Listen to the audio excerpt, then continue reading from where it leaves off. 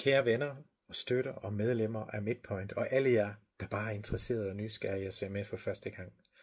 Jeg hedder Henrik Engelbrecht Refshauge og er blevet valgt som formand for organisationen her i 2024, hvor vi startede.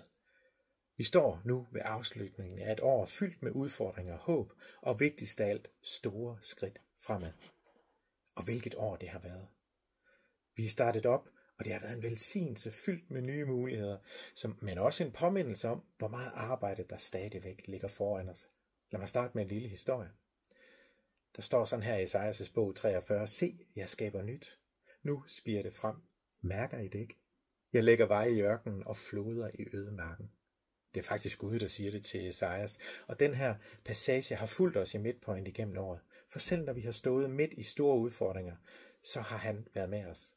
Det har været hæftigt meget papirarbejde, hvor vi har lavet politikker om antikorruption, antiterror, anti-hvidvask og alt, hvad vi kan. Både i Nigeria og i Danmark. Og der har været logistiske og budgetudfordringer for en helt lille, nystartet organisation. Men Guds hånd har været med i det hele. Han skaber nyt.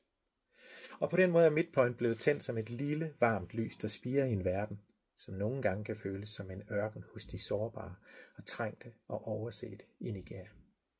Vi har simpelthen taget det bedste, vi har lært fra mange NGO-organisationer. Vi er inspireret af dem, og så har vi skåret ned på det, som ofte står i vejen for samarbejde med vores venner i syd. Lad mig nævne 5 højdepunkter, fantastiske øjeblikke, vi allerede har fået lov at opleve i 24. For det første, en filmfestival for tros- og religionsfrihed i Nigerias hovedstad Abuja i sommer, som vi lavede i samarbejde med nogle andre organisationer. Ungdommen, for det andet, de tager ansvar. Vi har fået lov til at træne unge ledere i sommerferien, som nu er lys i deres lokalsamfund. Og lad mig bare sige, de er ikke bare ledere, de stråler. For det tredje havde vi et event i december, som hed Voices Unveiled, som handlede om kønsbaseret vold. Et samarbejde Midpoint havde med andre organisationer støttet af den tyske ambassade i Nigeria. Så var vi på den første partnerrejse for det 4. til Nigeria, og for at dele liv, for at dele visioner og lytte os ind på den strategi og de handleplaner, som vores nigerianske bestyrelse drømte om at lægge. For vi har nemlig gjort det, vi har lavet en dansk og en nigeriansk bestyrelse, og så lytter vi til hinanden og synkroniserer med hinanden. Og for det 5. så hele opbygningen af organisationen, af bestyrelser, medarbejdere, strategi, brand, struktur, vedtægter, PR-apparat med hjemmesider, SoMe og nyhedsbreve, og så godkendelserne i Danmark og Nigeria.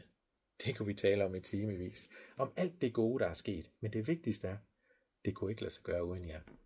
Uden jeres støtte, jeres bønner og jeres tro på, at vores mission gør en forskel. Så lad os flippe rundt og se på 2025. Vi tror på, at det bliver et år med mod og med håb. Vi vil nemlig være modige. Vi vil være agile. Vi vil være innovative i Midpoint. Det har vi lovet os selv. Og måske tænker du, hvad må det nye år vil bringe for mig? Lad mig så opmuntre dig med det her. Gud er allerede i morgen. Gud er allerede i morgen. Han har lagt vejen foran os. Og vi går fremad med tro og med mod. I 2025 har vi store drømme. Jeg vil nævne 3. Vi er langt med at finde de første samarbejdspartnere, og vi har planer med at afslutte det i første kvartal. Vi har fokus på at finde en partner, som sikrer, at børn og unge får adgang til skolegang og uddannelse som en vej til frihed. Prøv at tænke, at vi for under 1 krone om dagen kan sende børn i skole og give dem en fremtid fyldt med muligheder, der spreder sig til hele lokalsamfundet. For det andet så har vi samtaler med en partner, som ikke bare leverer rent vand og hygiejne til de små lokalsamfund, men også håb. Og så vil vi for det 3. fortsætte arbejdet med transformation af kirke og samfund ud fra 4 af FN's verdensmål. For når tro møder handling, så sker der mirakler.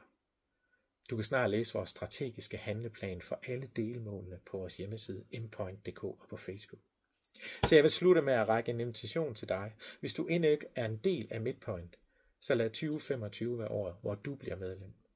Og hvis du allerede er med, så del vores mission med andre, så vi kan nå op på 350 medlemmer, der giver os mulighed for at søge Danida-midler og fradragsret hos skat. Fortæl din nabo, din kollega eller din bedste ven om det entreprenante arbejde, vi laver sammen. Lad jeres lys skinne for mennesker, så de ser jeres gode gerninger og priser jeres far, som er i himlen.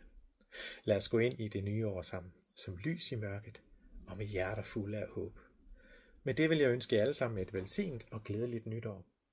Må 2025 bringe dig fred og glæde, og masser af små og store mirakler. Tak for jer. Tak for jeres tro. Tak for jeres forbøn. Tak fordi I gør Midpoint til mere end bare en organisation. I gør det til et energisk og relevant globalt fællesskab. Gud velsigne jer alle og godt nytår.